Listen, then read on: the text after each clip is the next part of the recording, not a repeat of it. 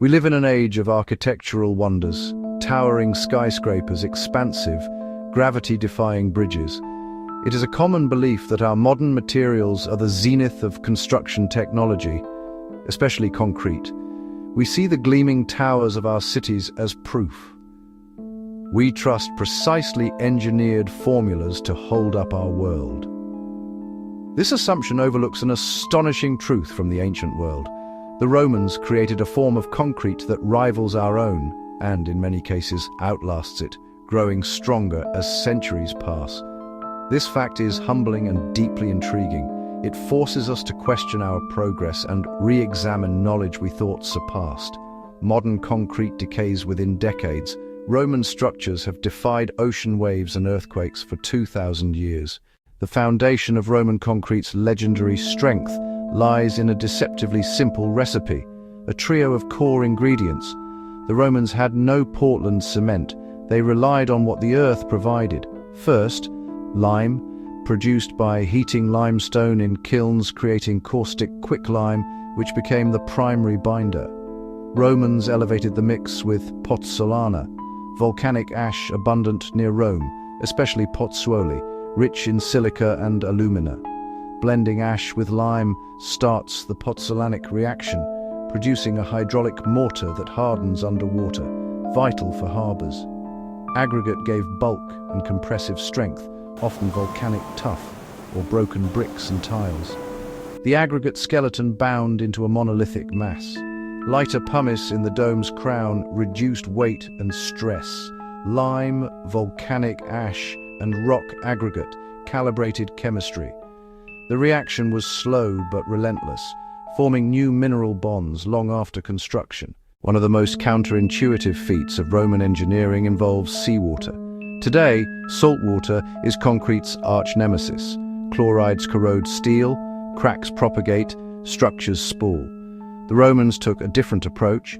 They built in the sea and incorporated seawater into the mix, transforming a destructive force into a creative one for piers, breakwaters, and entire harbors. With no steel to corrode, seawater instead triggered beneficial chemistry inside the matrix. Mineral-rich brine percolated through microscopic pores, reacting with lime and reactive volcanic ash. Over time, rare durable minerals, aluminous tobermorite and phillipsite, grew within the concrete. Interlocking crystals filled microcracks, densifying and strengthening the mass. Roman concrete let the sea in, using seawater as a reagent to fuel a slow chemical fire that made it stronger. Roman concrete's longevity stems from extraordinary self-healing. This is not fanciful, it's scientifically documented. Modern concrete is brittle. Cracks invite water and chemicals that accelerate decay. Roman concrete behaves differently. When tiny fractures formed, from settling or tremors, repair began. At its heart are lime clasts, once blamed on poor mixing, now known as reservoirs for healing chemistry. Water dissolves the lime, which recrystallizes as calcium carbonate, stitching cracks from within. In seawater, minerals catalyze further growth, including aluminous tobermorite, reinforcing the matrix. Crystals act like natural glue, often making repaired zones stronger than before. The Romans built an interactive material, embracing exposure as a catalyst for improvement. Modern philosophy seeks perfect barriers. Once breached, failure follows. Rome engineered self-repair. Comparing Roman concrete with Portland cement reveals stark philosophical and performance differences. Modern concrete is engineered for rapid strength, reaching spec in weeks for fast schedules. High early strength comes from highly processed cement reacting quickly with water, then chemistry winds down. What remains is relatively static and vulnerable to environment and internal chemistry. Calcium hydroxide can leach, increasing porosity and weakening the structure.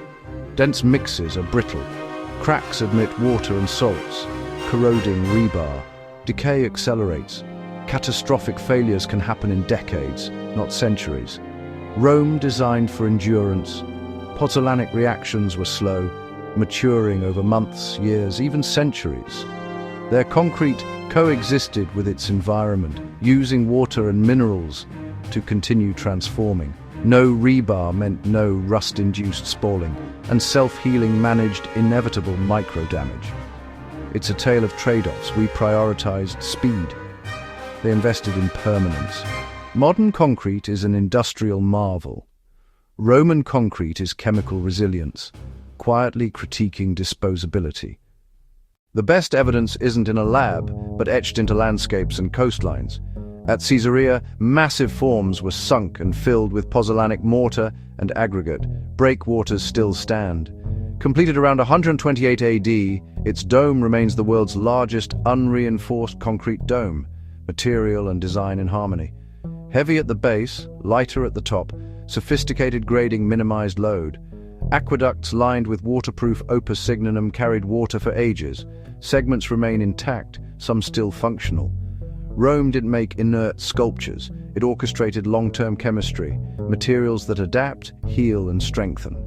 These surviving structures are physical echoes of a lost art we're only now beginning to appreciate. If Roman concrete is so resilient, why haven't we adopted it? Portland cement brought speed, fueling industrialization in cities. Our codes and supply chains depend on it. True Pozzolana isn't everywhere. Alternatives exist, but properties vary and consistent supply is hard. Modern construction demands uniformity. Romans tuned mixes to local geology, craft that clashes with globalized standards. Roman maturation over years and decades defies today's need for certifiable performance in weeks. Legal and financial systems require predictable risk, not evolving materials maturing over centuries. Still, Rome inspires new concretes, bacteria-based healing, capsules and pozzolans, seeking modern speed with ancient longevity. With sustainability and low-maintenance infrastructure in focus, the question is clear. Will we trade some speed for permanence and build structures that might stand for millennia?